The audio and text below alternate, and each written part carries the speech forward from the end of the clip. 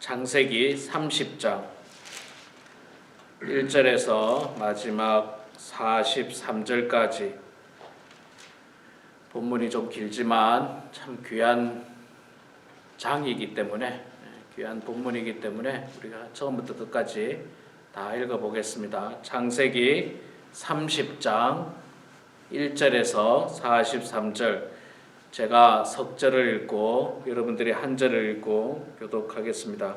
창세기 30장입니다. 자, 제가 먼저 석절 읽겠습니다. 라헬이 자기가 야곱에게서 아들을 낳지 못함을 보고 그의 언니를 시기하여 야곱에게 이르되 내가 자식을 낳게 하라. 그렇지 아니하면 내가 죽겠노라. 야곱이 라헬에게 성을 내어 이르되 그대를 임신하지 못하게 하시는 이는 하나님이시니 내가 하나님을 대신하겠느냐. 라헬이 이르되 내 여종 비라에게로 들어가라. 그가 아들을 낳아 내 무릎에 두리니 그러면 나도 그로 말미암아 자식을 얻겠노라 하고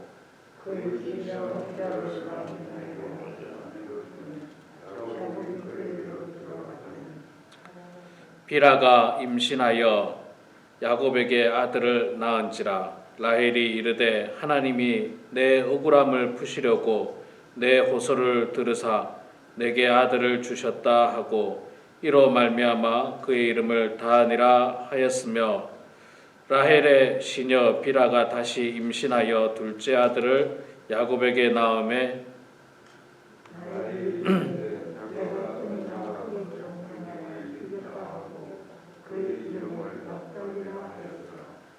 레아가 자기의 출산이 멈춤을 보고 그의 시녀 실바를 데려다가 야곱에게 주어 아내로 삼게 하였더니 레아의 시녀 실바가 야곱에게서 아들을 낳음에 레아가 이르되 복되도다 하고 그의 이름을 가시라 하였으며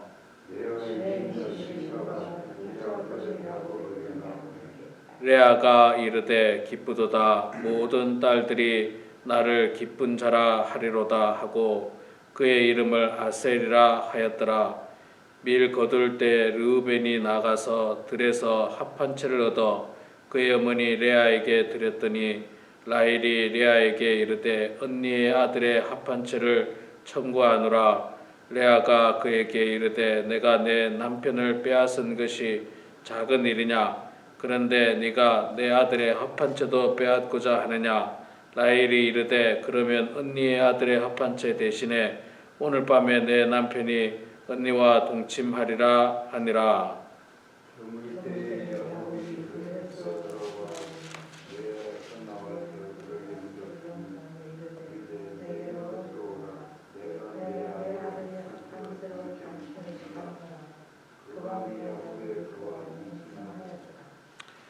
하나님이 레아의 소원을 들으셨으므로 그가 임신하여 다섯째 아들을 야곱에게 낳은지라. 레아가 이르되 내가 내 시녀를 내 남편에게 주었으므로 하나님이 내게 그 값을 주셨다 하고 그의 이름을 이사가리라 하였으며 레아가 다시 임신하여 여섯째 아들을 야곱에게 낳은지라.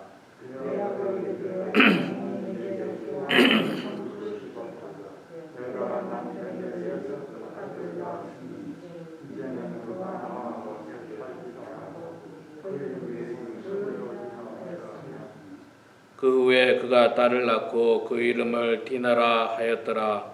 하나님이 라헬을 생각하신지라. 하나님이 그의 소원을 들으시고 그의 태를 여셨으므로 그가 임신하여 아들을 낳고 이르되 하나님이 내 부끄러움을 씻으셨다 하고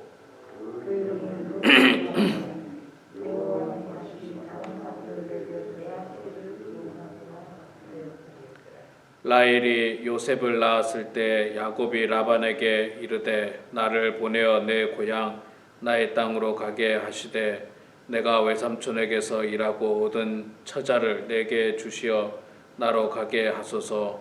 내가 외삼촌에게 한 일은 외삼촌이 아시나이다. 라반이 그에게 이르되 여호와께서 너로 말미암아 내게 복 주신 줄을 내가 깨달았노니 네가 나를 사랑스럽게 여기거든 그대로 있으라. 또 이르되 내 품삯을 정하라 내가 그것을 주리라. 야곱이 그에게 이르되 내가 어떻게 외삼촌을 섬겼는지 어떻게 외삼촌의 가축을 쳤는지 외삼촌이 아시나이다. 내가 오기 전에는 외삼촌의 소유가 적더니 번성하여 때를 이루었으니 내 발이 이르는 곳마다 여호와께서 외삼촌에게 복을 주셨나이다. 그러나 나는 언제나 내 집을 세우리이까. 라반이 이르되 내가 무엇으로 내게 주랴. 야곱이 이르되 외삼촌께서 내게 아무것도 주시지 않아도 나를 위하여 이 일을 행하시면 내가 다시 외삼촌의 양떼를 먹이고 지키리이다. 오늘 내가 내 삼촌에게 요사이면 너희가 만일에 아론과 경무를 하려면 또 영수전에서 믿는 것과 아론의 것을 하려면 지난 후일에 외삼촌께서 오셔서 내 품삯을 조사하실 때에 나의 의가 내 대답이 되리이다. 내게 혹시 염소 중 아롱지이지 아니한 것이나 점이 없는 것이나 양 중에 검지 아니한 것이 있거든 다 도둑질한 것으로 인정하소서.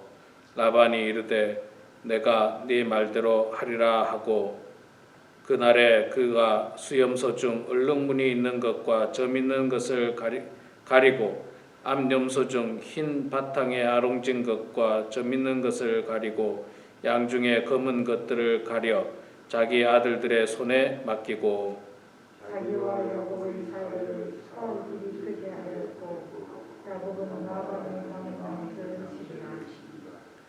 야곱이 버드나무와 살구나무와 신풍나무와 나무의 푸른 가지를 가져다가 그것들의 껍질을 벗겨 흰 무늬를 내고 그 껍질 벗긴 가지를 양떼가 와서 먹는 개천의 물 구유에 세워 양떼를 향하게 하매 그 떼가 물을 먹으러 올 때에 새끼를 베니 가지 앞에서 새끼를 뱀으로 얼룩얼룩한 것과 점이 있고 아롱진 것을 낳은지라. 야곱이 시험을 구분하고 그 얼룩무늬와 검은 것 있는 것을 라반의 양과스러운 아들을 오게 하며 자기 양을 따르고 라반의 양을 뛰지 않게 하며 튼튼한 양이 새끼 뵐 때에는 야곱이 개천에다가 양떼의 눈 앞에 그 가지를 두어 양이 그 가지 곁에서 새끼를 베게 하고 약한 양이면 그 가지를 두지 아니하니 그렇게 함으로 약한 것은 라반의 것이 되고 튼튼한 것은 야곱의 것이 된지라. 이에 그 사람이 매우 번창하여 많은 떼와 노비와 낙타와 나귀가 많았더라. 아멘. 오늘도 이 아침에 나오신 우리 성도님들 축복하고 환영합니다. 우리 이명자 권사님이 그 동맥경화라고 그럽니다. 동맥경화, 혈관에 문제가 있는 거죠. 그게 그래서 수술 같은 시술이 있잖아요. 아마 혈관을 뭐 어떻게 한 것 같아요. 근데 그게 하나가 아니라 아마 또 2개 정도, 양쪽으로 그렇게 한다고 제가 들었습니다. 우선 급한 거 하나를 하고 또 몸이 좀 회복되고 나면 또 다른 쪽도 또 시술을 해서 아마 그렇게 한다고 제가 들었는데 여러분 기도해 주십시오. 기도해 주시고 혈관이 참 위험하지 않습니까? 혈관 문제가 참 위험하고 우리 이명자 권사님 평소에 늘 건강하게 우리가 앞에 했었는데 또 갑자기 이런 일이 생겼습니다. 그래서 여러분 기도해 주셔서 하루속히 잘 치료받고 하루속히 회복돼서 건강한 모습으로 우리가 다시 만날 수 있도록 기도해 주시면 감사하겠습니다. 면회는 좀 어렵다고 들었습니다. 뭐 거리도 멀지만 지금 뭐 코로나 등 여러 가지로 말미암아서 면회는 어렵고요. 기도해 주시고 카카오톡이나 혹은 텍스트를 통해서 격려와 위로를 또 이렇게 메시지를 남겨주시면 감사하겠습니다. 참 이게 사람이 산다는 게 그런 것 같아요. 우리 혈관이 눈에 보이지도 않고 우리 몸속에 있는 혈관이 보이지도 않고 이게 피가 잘 흐르는지 잘 안 흐르는지 느끼지도 못하고 우리는 혈관이 이렇게 좁아졌는지 아니면 정상인지 이거 우리 모르잖아요. 이게 그러니까 우리는 뭐냐, 하나님 앞에 이 정말 연약한 존재라는 사실이에요. 대단하게 다 아는 것 같으나 뭐 아는 게 별로 없는, 내 몸조차도 잘 몰라요. 내 몸에 피가 어떻게 흐르고 있는지, 잘 흐르고 있는지 사실은 모릅니다. 그래서 우리는 늘 하나님 앞에 기도해야 돼요. 늘 하나님 앞에 기도하고 하나님의 도움을 간구해야 됩니다.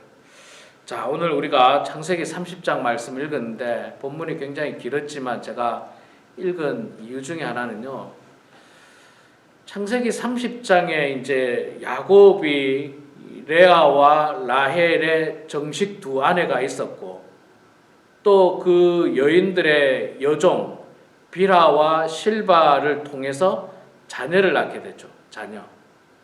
이 자녀들이 이스라엘의 12지파의 모태가 됩니다. 이스라엘의 12지파의 모태가 되고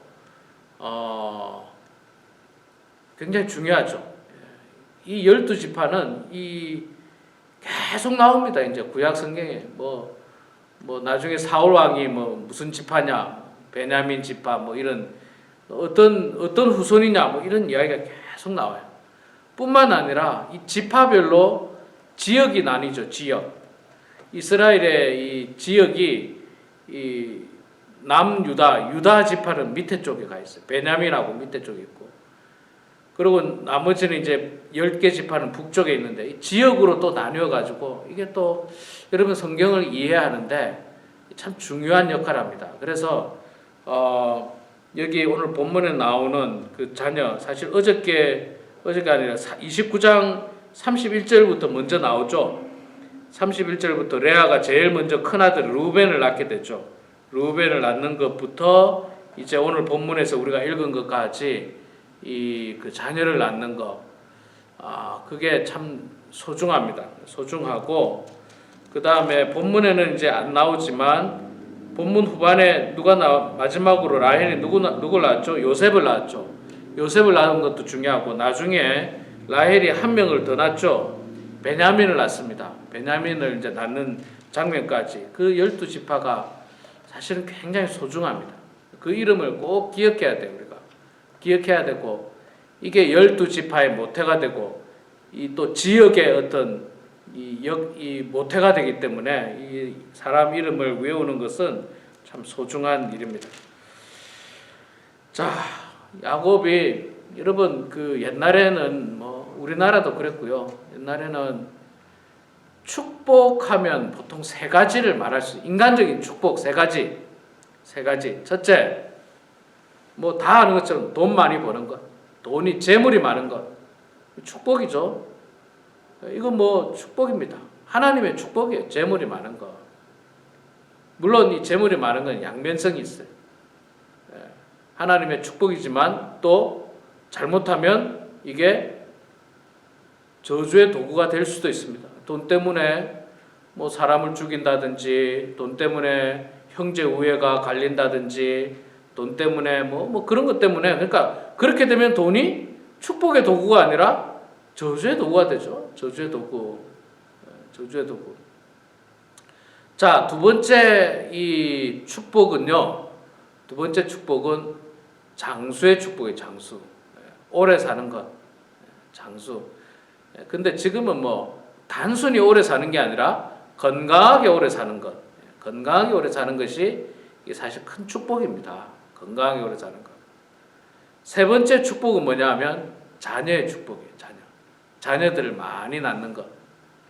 자, 지금 야곱이 오늘 30장 말씀을 통해서 보면 두 가지 축복을 받고 있습니다. 첫 번째 하나는 자녀의 축복이에요.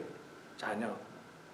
어찌되었든지 간에 자기가 사랑하는 라헬과 또 레아와 또 그 시녀들을 통해서 11명, 12명, 딸까지 13명을 낳게 됩니다. 13명의 자녀를 낳는데 그 성경 본문에 나오는 거 보면 12명의 아들과 딸 1명이 이렇게 나오는데, 여러분 옛날에는요, 지금이 뭐 요즘 우리나라는 이 느낌이 뭐 딸이 더 좋다 뭐 이런 말들이 참 많지 않습니까? 그런데 옛날 이 사회는 딸은 별 소용이 없어요.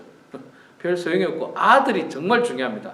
왜 중요하냐면요, 나가서 일을 해야 되잖아요. 일을 목축을 하고 양을 치고 뭐 이런 걸 하고, 그 다음에 뭡니까, 논밭을, 특히 우리나라는 농사를 지어야 되죠. 농사. 그런데 뭐 여자도 사실은 많은 일을 하지만 그래도 남자가 좀 더 힘을 쓰는 큰 일을 하니까, 여러분 생각해 보세요. 농사를 짓는데 아들이 11명이 있는 집하고 아들이 1명 있는 집하고 농사의 양이 다르겠죠. 양이 다를 거예요.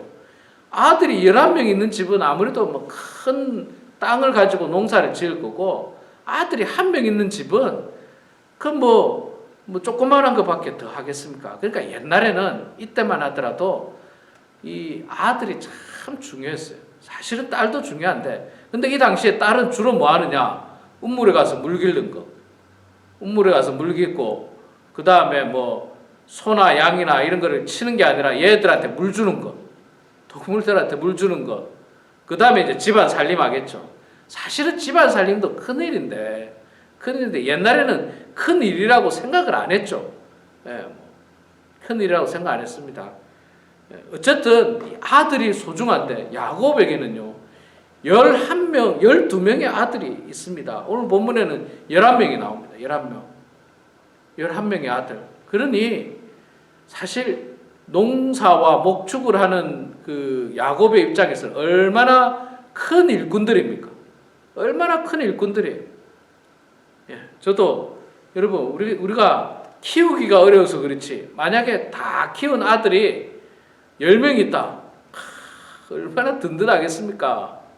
예? 여러분 얼마나 든든하겠어요? 키우기가 어려서 그렇지, 딸이고 아들이고 합해가지고 막 10명, 12명이 있다. 기분 좋죠? 뭐 든든할 거예요, 진짜. 무슨 큰일이 생겨도 자녀들이 많으니까 든든해요. 그건 뭐 사실입니다. 물론 뭐 거기에 또 뭐 문제가 생길 수도 있겠죠.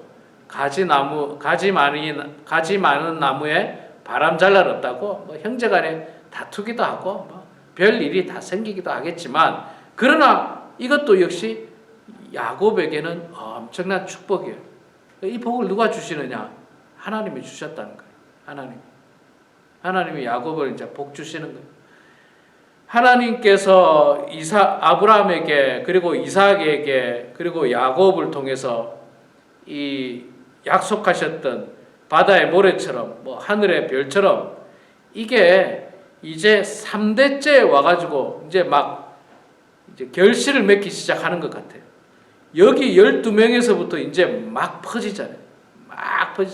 사실 그 후에 이삭은 뭐 둘밖에 못 나왔고, 뭐 또 아브라함도 뭐 이삭 하나, 뭐 물론 다른 자녀도 있긴 있지만 하나지 않습니까? 하나인데, 이제 야곱부터는 이제 막 정말 말 그대로 막 자녀들이 번창하게 됩니다. 자, 하나님이 이런 축복을 주셨습니다. 자, 뿐만 아니라 이제 야곱이 이제 자녀도 많이 낳고 이래서 외삼촌 라반의 집에서 독립을 하려고 합니다. 맨날 이제 외삼촌 밑에서 종살이는 아니지만 일꾼으로 뭐 그렇게만은 살 수 없잖아요. 나도 내 사업을 해야죠. 쉽게 말하면, 지금으로 말하면 나도 내 사업을 해야지, 언제까지 외삼촌 밑에서 그냥 직원으로만 있을 수 없잖아요. 그래서 외삼촌에게 이야기합니다. 내가 이제 떠나겠습니다. 그런데 외삼촌 라반은 알고 있어요. 야곱이 워낙 성실하고 워낙 열심히 일을 잘해서, 본문에도 나옵니다만은 야곱이 오기 전에는 목축이 조금밖에 없었는데, 야곱이 오고 나서부터 막 크게 이렇게 번성했거든요. 그래서 야곱이 있어야 된다는 걸 알아요, 외삼촌이. 이런 점 보면 참 야곱이 성품이 누군가를 속이고 이런 건 잘해도 일은 열심히 하는 것 같아요. 일은 열심히 해요. 자, 그래서 외삼촌이 안 보내주고 싶습니다. 안 보내주고 싶지만 그래도 간다 하니까 그러면 7년만 더 일해라. 7년만 더 일하고 그때 네가 가라. 그리고 그때 갈 때 계약을 해서 점이 붙은 그 목축들은 야곱이 가져가고 그렇지 않은 목축은 외삼촌이 가지고 이렇게 나뉘게 되는데, 사실 이 점에 있어서도 이게 과연 하나님의 복이냐 생각해 보면 야곱의 잔꾀이기도 해요. 야곱의 잔꾀이기도 하고 또 좋게 보면 야곱의 성실함이기도 하고요. 어쨌든 하나님께서 은혜를 주십니다. 넓은 의미에서 보면 은혜를 주셔서 마지막 43절에 보면 이에 그 사람이 매우 번창하여 양떼와 노비와 낙타와 나귀가 많았더라. 자, 야곱 한 사람의 성실함으로 외삼촌 라반도 축복을 받아요. 이런 사람이 참 필요해요. 한 사람이 열심히 하면 주변 사람까지 복 받아요. 한 사람이 뛰어나면 주변 사람도 복 받아요. 저는 이런 의미에서 있잖아요. 우리 신약 성경에 나오는 그 사도행전 16장 31절에 나오는 말씀 있잖아요. 간수들이 바울에게 이야기했던 내용 중에서 바울이 말하기를 가로되 주 예수를 믿으라. 그러면 너와 내 집이 구원을 얻으리라. 저는 이 말씀을 굉장히 좋아하는데, 한 사람이 예수 잘 믿으면요, 그 가족이 다 구원받을 수 있어요. 그 말은 무슨 말이냐면, 그 사람만 예수 믿고 나머지는 예수 안 믿는데 구원받는다는 말이 아니고, 한 사람이 잘 믿으면 그 영향력으로 그 사람도 예수 믿을 수 있고, 이 사람도 예수 믿을 수 있고, 자녀도 예수 믿을 수 있고, 다 예수 믿을 수 있다는 거예요. 한 사람이. 예수 믿지 않던 우리 가정에 며느리가 들어와가지고, 예수 잘 믿는 며느리가 들어와가지고 온 가정이 예수 믿게 될 수 있다는 겁니다. 그런 경우들 많아요. 그게 바로 주 예수를 믿으라. 그러면 너와 내 집이 구원을 얻으리라. 한 사람으로 말미암아 다 축복받는 거예요. 이 물질의 축복도 여러분 마찬가지입니다. 물질의 축복. 제가 아는 어떤 사람도 있잖아요. 제 기억에는 국민학교밖에 제대로 못 나왔어요. 중학교도 제대로 안 나왔어요. 근데 이 사람이 참 열심히 해요. 성실하게 일을 해요. 그래서 다른 남의 집 이제 조그만한 회사도 아니죠. 직원 4-5명 있는데 종업원으로 들어가서 아주 열심히 일을 이 사람이 해가지고 나중에 이 사람이 20대 중반에 자기가 그 비즈니스를 시작했어요. 그래 지금은 있잖아요. 직원이 30명 이상 되는 큰 회사로 만들었어요. 초등학교밖에 안 나온 사람인데, 많이 배우지도 않은 사람인데도 성실하고 열심히 일해가지고요. 그 사람으로 그 주변의 가족들이 다 거기서 일하고 거기서 월급 받고 거기서 다 그냥 잘 되더라고요. 한 사람이 참 소중하더라고요. 야곱이 하나님 앞에 신실하고 성숙해지고 하나님 말씀을 잘 믿기 시작하니까 야곱으로 라반이 복받고, 야곱으로 자녀들이 복받잖아요. 자녀들 복받죠. 다 복받는 거예요. 그래서 여러분, 우리도 기도하시는 여러분을 통해서 우리 성도님들이 복받기를 바랍니다. 기도하시는 여러분들을 통해서 아픈 자들이 병이 낫기를 바랍니다. 기도하는 여러분들을 통해서 우리 교회가 부흥되기를 소망합니다. 기도하는 여러분들을 통해서 한없이 부족한 제가 목회자로서 사명을 잘 감당하기를 소망합니다. 그 한 사람의 열심과 노력과 기도를 통해서 우리는 우리 지경을 넓힐 수 있고 우리 지경을 바꿀 수 있다는 그런 생각을 가지시고, 오늘도 신실한 마음으로 기도해서 우리 기도를 통해서 우리 가정이 든든하고 믿음의 가정으로 온전하고 우리 교회가 온전히 서가고 우리 성도들의 은혜를 받고 또 치유받고 우리 교회가 더욱더 부흥하는 그런 우리 모두가 되게 주의 이름으로 축원합니다. 기도하겠습니다. 사랑과 은혜가 풍성하신 여호와 아버지 하나님 고맙습니다. 오늘도 저희들을 사랑하여 주셔서 이 아침에 주님 전으로 불러주시니 고맙습니다. 육신의 몸은 피곤하고 힘들지만 그러나 하루의 첫 시간을 하나님께 드리는 이 귀하고 아름다운 이 영적인 시간을 소중하게 여기는 저희들 되게 해주시고 귀하게 여기는 저희들 되게 해주시고 이것을 잃지 않고 우리 평생에 늘 하나님 앞에 기도하고 찬송하고 말씀 보는 저희들 다 되게 하여 주시옵소서. 하나님 아버지, 믿음의 조상 아브라함을 시작으로 또 이삭과 야곱에 이르기까지 한 사람 한 사람이 하나님 앞에 신실한 자녀로 약속의 후손으로 살아갈 때 하나님께서 그들을 통하여서 복을 주시고 그들을 통하여서 주변 사람들까지 주변 땅까지 복을 주는 것처럼 하나님 기도하는 우리 성도들을 통해서 우리 교회가 든든히 서갈 수 있도록 하나님 도와주시고 우리 교회가 부흥하게 해주시고 기도하는 성도들을 통하여 우리 성도들이 아픈 성도들이 치유받고 또 회복하게 하여 주시옵소서. 하나님 특별히 갑작스러운 이 고통으로 병원에 입원하여 또 치료 중에 있는 우리 이명자 권사님 하나님께서 붙잡아 주셔서 아버지 하나님 주님의 은혜 가운데 속히 발견하고 또 어려운 위기를 잘 넘기고 이 시술을 받게 해주시니 주여 감사합니다. 아버지 하나님 잘 치료받아서 아무런 문제 없이 건강한 몸을 다시 회복하여서 우리가 다시 만날 수 있도록 도와주시고 병석에서 외롭지 않도록 도와주시고 병석에서 더욱더 하나님 붙들면서 기도하는 우리 권사님 될 수 있도록 하나님 도와주시옵소서. 또한 그 아픔을 통하여 정말 남은 여생 어떻게 살 것인지를 진지하게 고민하는 우리 모두가 되게 해주시고 고난과 역경이 왔을 때 하나님께서 우리들에게 원하시는 것이 무엇인지를 깨닫는 성숙한 그리스도인들 다 되게 하여 주시옵소서.